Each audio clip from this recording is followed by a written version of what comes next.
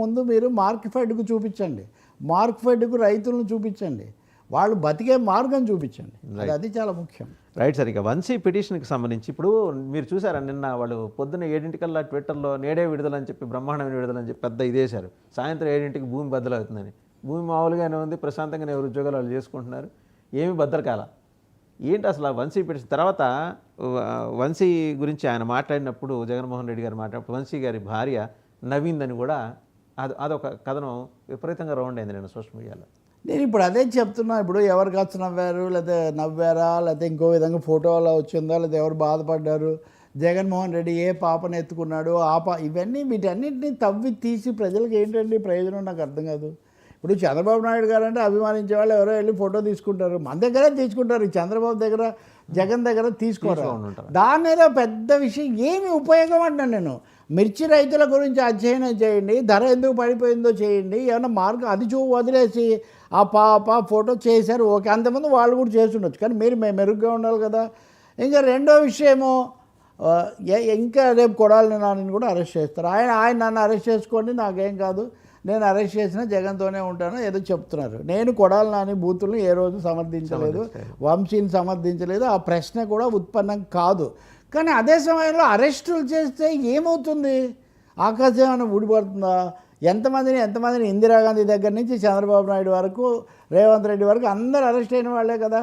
అనేక కేసులు అవి నడుస్తూనే ఉన్నాయి కదా. కేసులు కూడా ప్రజాప్రతినిధుల కేసులు ఎలా పరిష్కరించాలని సుప్రీంకోర్టు బుర్ర పగలగొట్టుకుంటుంది కదా. అటువంటిప్పుడు రోజు మన మీడియాకి అదే నేను ఇందాక చెప్తున్నా, రైతాంగ సమస్యలు లేకపోతే ఉద్యోగ సమస్యలు ఇట్లాంటివి వదిలేసి ఆయన అరెస్ట్ అవుతాడు, ఈయన జైలుకు పోతాడు. నిన్న ఆంధ్రప్రదేశ్ హైకోర్టు ఆగ్రహం వ్యక్తం చేసింది. ఏమని? ఆ రమణ అనేటటువంటి యూట్యూబర్ ఎవరు ఆయన్ని అరెస్ట్ చేశారు, ఆయన భార్య వచ్చిందని మేము ఇప్పటికి 60 సార్లు తాకీదులు ఇచ్చినా మీరేం స్పందించట్లేదు, ఇష్టానుసారం మీరు అరెస్టులు చేసేసి మాకు సమాధానం లేకపోతే ఏమవుతుంది, మేము చాలా సీరియస్ అని చెప్పింది. సార్, రఘురామకృష్ణరాజును అనుచితంగా చేసినా, చంద్రబాబును చేసినా, ఇంకోటి చేసినా అనుచితమైన దే రూల్స్, దానికి కొన్ని పద్ధతులు ఉన్నాయి, జైలు మాన్యువల్స్ ఉన్నాయి, కస్టోడియల్ ప్రొసీజర్స్ ఉన్నాయి, ప్రోటోకాల్స్, అవి చేయాలి ఇంకంతే. ఇప్పుడు వంశీ అరెస్ట్ అయితే బద్దలు అవుతుందన్నారు, ఏం కాలేదు. అలాగే బయటకు వచ్చి మొదలు పెడతాడని వీళ్ళు అన్నారు, ఆయన ఏం బయటికి రాలేదు. Court will take care of it. నిన్న ఆయనకేం బెయిల్ రాలేదు, వచ్చే అవకాశం కూడా లేదు. ఎందుకంటే SC ST అట్రాసిటీస్ అయినప్పుడు అది నాన్ బెయిలబుల్. ఒక దశలోనేమో కింది కోర్టుకు మళ్ళీ వెళ్ళండి అని చెప్పారన్నారు. ఇప్పుడు ఒకటే పిటిషన్ ఇంకా ఉంది. మరి ఈ సమయంలో ఆ చట్టానికి కూడా ఇటీవల కాలంలో కొన్ని సవరణలు వచ్చినాయండి. బహుశా ఆ మేరకు అవి ఒకవేళ అప్లికబుల్ అయితే వంశీకి ఏమన్నా రిలీఫ్ రావచ్చేమో. అది ఓన్లీ మొదటిదేమో ఇప్పుడు ఆయన కింద పడుకోలేడు, ఆయనకు శారీరకమైన సమస్యలు కొన్ని ఉన్నాయి, వాటి కోసం కొన్ని ప్రత్యేక వసతులు అడిగారు వాళ్ళు.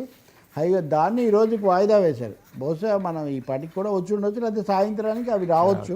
ఇప్పుడు వచ్చినా రాకపోయినా ఇప్పుడు చంద్రబాబు నాయుడికి AC ఎందుకు పెట్టాలి, చంద్రబాబు నాయుడికి ఫ్యాన్ ఎందుకు పెట్టాలి, మనం బాధించాం కదా. ఇప్పుడు చేసుకున్న వాళ్ళకి చేసుకున్నంత అని అనకూడదు, కానీ కర్మ రిటర్న్స్ ఇవన్నీ అంటున్నారు కదా. బట్ కర్మ కాకపోయినా మీరు ధర్మ అనేది ఎప్పుడైతే పక్కన పడేశారో తప్పకుండా ఇవన్నీ కూడా జరుగుతాయి. ఆ ఊరికి ఊరు ఎంత దూరమో ఈ ఊరికి ఆ ఊరు అంత దూరం. ఆ పార్టీ పట్ల మీరు ఎలా వ్యవహరించారో మీ పట్ల మళ్ళీ నేనైతే నేను అప్పుడైనా ఇప్పుడైనా కక్ష సాధింపులు ఉండకూడదు, చట్టం ఉండదు. అది అటు పెడితే వైసీపీ వాళ్ళు బద్దలయ్యే వ్యవహారం అంటే ఏదై ఉండొచ్చు అని మీరు అనుకుంటున్నారు? ఏమని నా మేకి నిన్నంతా తిప్పారు, 7 మేము బద్దలు చేయబోతున్నామని. బహుశా ఆయన బయటకు వచ్చేస్తాడు అని వాళ్ళు ఎక్స్పెక్ట్ చేసినట్టున్నారు. అలాగే వీళ్ళు కూడా పొద్దున్నే షాక్ అని పెట్టారు. షాక్ ఏంటి అని నేను చూస్తే బెయిల్ ఇవ్వలేదు హైకోర్టు, అంతే. ఇప్పుడు లోపల ఉన్నవాడికి ఇంకా బెయిల్ షాకులు తిన్నవాడికి. ఇప్పుడు వాళ్ళు అన్నిటికీ రెడీగా ఉన్నారు. రెండోది వీలైతే దాని నుంచి మైలేజ్ కూడా తెచ్చుకుందామని చూస్తున్నారు. ఇప్పుడు జగన్ను వీళ్ళని కూడా అరెస్ట్ చేస్తే బహుశా వాళ్ళు అదే నేను ఇందాక చెప్పినట్టుగా మేము ప్రజల కోసం నిలబడినందుకు మమ్మల్ని చేశారు వాళ్ళు మొదలు పెడతారు. ఇంకొకటేమో ఎంత ప్రయత్నించినా కానీ కేంద్రము మోదీ నాయకత్వము వైసీపీ మీద తీవ్రంగా దాడి చేయడంలో చంద్రబాబుకు వాళ్ళు సహకరించట్లేదు. అది చాలా నిజం. అక్కడ వాళ్ళకు కొంచెం ఇబ్బందిగా ఉంది. అలానే బీజేపీ వాళ్ళు ఏదో దయాద్ర హృదయాలు లేకపోతే వాళ్ళేదో అని నేను అనుకోవట్లేదు. వాళ్ళు రాజకీయ అవసరాల కోసం వాళ్ళు చంద్రబాబును సుఖంగా ఉండనివ్వదలుచుకోలేదు. వాళ్ళకి చంద్రబాబును టైట్గానే ఉంచాలి, అందుకని పవన్ కళ్యాణ్ అంబాసిడర్ని చేసుకుంటారు. మీరు తరచూ ఇవి చెప్తుంటారు కదా ప్రస్తావన పద్యాలు, చెవిలోన జోరిగా కంటిలో కింద రాయి అన్నట్టు. చెప్పులోన రాయి చెవిలోన జోరిగా కంటిలోన నలుసు కాలి ముళ్ళు ఇంటిలోన పోరు ఇంతింత కాదయా విశ్వదాభిరామ వినోద. ఇంటిలో పోరు ఉండాలి, చంద్రబాబు నాయుడికి ఇంట్లో పోరు ఉండాలని బీజేపీ కోరుకుంటుంది. అందుకనే బీజేపీ కూడా అట్లా ఉంది. మీరు ఒక మేజర్ స్టేట్మెంట్ కూడా చూడండి. ఎన్డీఏ వచ్చాక ఆ సత్యకుమార్ మంత్రి అప్పుడప్పుడు వెంకయ్య నాయుడు శిష్యుడు ఆయన అటు ఇటు వెళ్ళి రావడం మినహాయిస్తే ఇంకా మీరు ఏ మేజర్ స్టేట్మెంట్ చూడరు.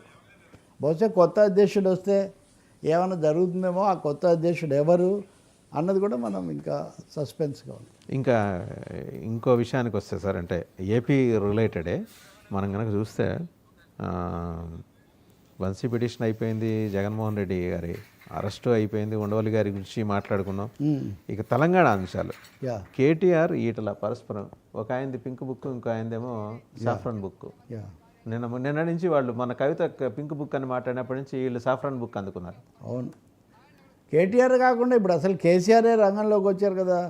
నిన్న ఆయన చాలా రోజుల తర్వాత ఆయన అంటే అధికార పార్టీ కార్యాలయానికి ఆయన సెక్రటేరియట్కి వెళ్ళడానికేమో 9 ఏళ్ళు సరిపోయింది, ఆయన కొత్తది కట్టుకునే వరకు రాలేదు.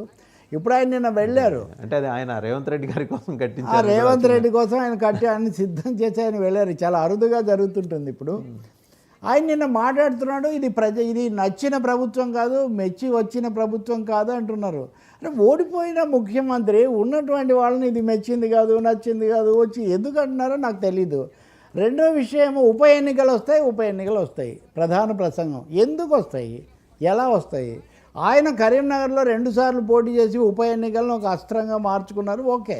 అది ఇప్పుడు ఎందుకు ఉప ఎన్నికలు వస్తాయి, దానికి ఆధారం ఏం లేదు.